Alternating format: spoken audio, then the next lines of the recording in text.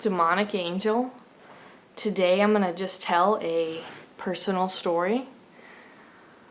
Just one that I think is important. Maybe also out of curiosity, wondering if other people have had experiences with this or they feel this way. But here it goes. So for me, I've been doing some readings lately for people, and for whatever reason I got thinking about the subject. I think it was because a person said, gosh, you just really know a lot of information and that can't come all just from the tarot. And that's true. I use a lot of things like tarot, necromancy, sigil magic. So there's just a really combined scrying. It depends on, what I feel is appropriate to use for that person, and it really is that way that I'm gonna feel what I think works best for me to kind of read a person. So for some people I might say, let me pull out my cards, and for other people it might be more of like a scrying. I'll do a scrying session and then kind of describe what I see. But people will say, well, what if it goes too far? Like, let's say, do you ever see the future? And I don't personally have that precognition, but that you see the future, what would you do about it? Would you obsess over it and try to stop it? And because I don't have that, that's really not something I could personally, compare. But I think as far as I learned about going too far a while ago, it was a long time ago. I was probably in my early 20s, and essentially I had been friends with this guy probably since I was 18, and we were around the same age. And I never dated him or anything like that, but I just we were just friends. And I would run into him once in a while around school and say hi to him. And then eventually I learned that he smoked pot, and we hung out with small groups of friends. And also, since we were all going to college, we would kind of stay in groups and then walk to different places, being in a big city for that college experience. And so we could walk together and go get Mexican food in the middle of the night. And that was kind of this association. Anyway,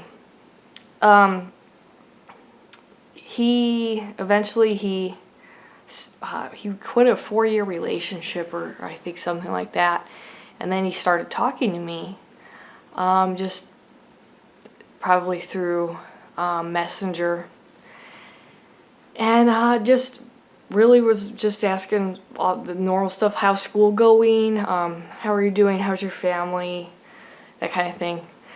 And after a while, that was all fine, and so he wanted to go and meet up with me for coffee and hookah. I don't know if you don't know what hookah is, you could Google it, but so we went to go do that, and I just we had a really nice afternoon of conversation. Nothing too abnormal for a long time. It was kind of him talking about his camping trips and whatever. And then, but while we were there, I started kind of having these visions in my mind of of him being a father. But at first it was just this kind of a feeling like, how can I put it? Let's see. That since the last time I had seen him, he had changed. His energy changed. And there was just this part of me that just, I wanted to take a couple steps closer to him, because there was like this protective pull towards him for me. And then if that was the first thing I noticed, was my shift in perception of him. But then the visions of a woman screaming and crying, and then like having a mental breakdown and trying to hit him, and yeah, she was like trying to hit him, but that this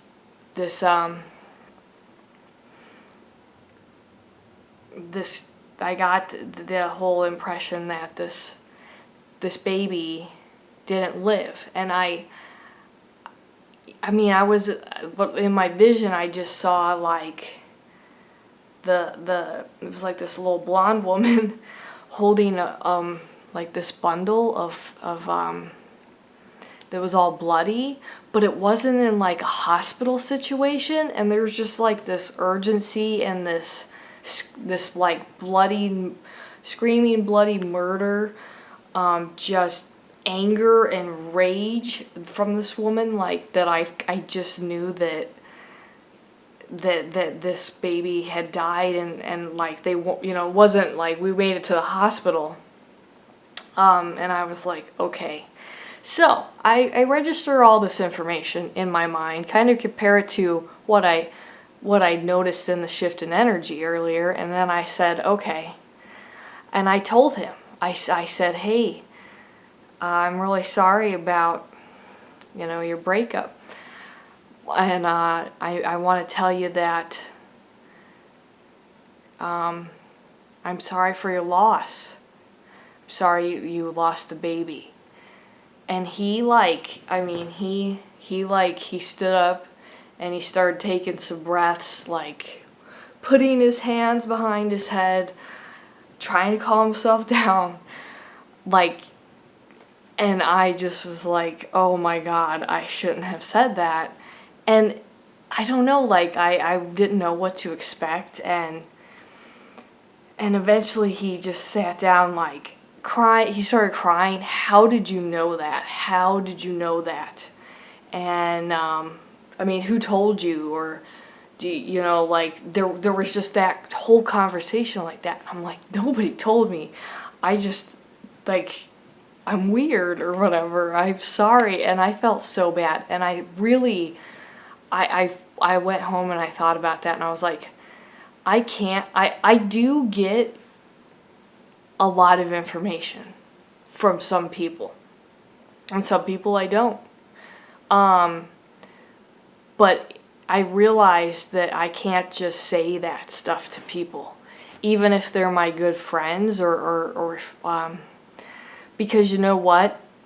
The way I feel now is that I think I really have to spiritually feel like somebody is ready for me to say something like that to them.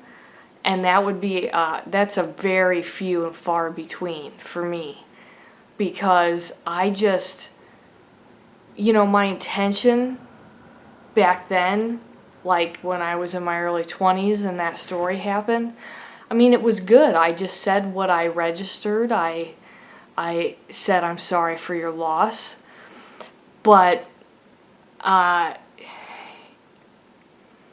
you know what? Sometimes people aren't ready. They're not ready to process it. They're not ready to talk about it. They haven't had enough time. And they're still in that defense mode, and they're just not psychologically ready for that. And so that's what I think, is that people need to be ready to come to me, and if somebody wants to talk to me about this kind of stuff, they'll know when they're ready, and we can go there. But it is really weird because, so that's kind of a change in or a story I thought I would share, and I've really stuck to that. Now I get information from living people. I think that, so it's like when I tune into dead people and I describe aspects of their personality or what they looked like, or the way they're projecting now and that kind of a thing, and I just getting this information. I can also do that to living people, and that kind of took me a lot longer time to intellectually realize that it's not just about like dead people, but that I can do this to living people. And what I'm basically doing is like jumping a living person's consciousness, and experiencing aspects of them, like their memories, what's this, what are they projecting? So like whatever's going to be, whatever they're currently working on, and it's a very true aspect. It's an authentic aspect of people that sometimes is very, very deep, dark, hard to articulate, and all those things. But and now the thing about it is I mean, if I'm like, hey, I really think this woman at the supermarket is having some problems, I'm going to read her real quick, and then I'm going to go, okay, she's just having, she's just being a bitch today for whatever reason. So she's, off in her own mind, because when I experience her mind, that's what's happening. So I don't really care, and I tune that out. But it just happens, like, for me, it's the most strongest. I get the most information, and it's when it happens just spontaneously, where I'm very much like in a daydream, and I'm not paying direct attention, which is how I get all this information anyway.